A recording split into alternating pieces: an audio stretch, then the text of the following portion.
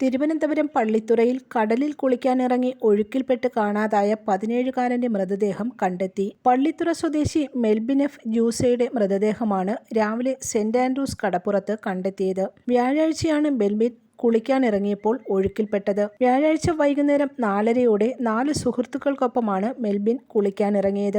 എന്നാൽ ശക്തമായ ഒഴുക്കിൽ മെൽബിൻ കടലിലകപ്പെടുകയായിരുന്നു. മറ്റുള്ളവർ നീന്തിക്കയറിയെങ്കിലും മെൽബിന് രക്ഷപ്പെടാനായില്ല.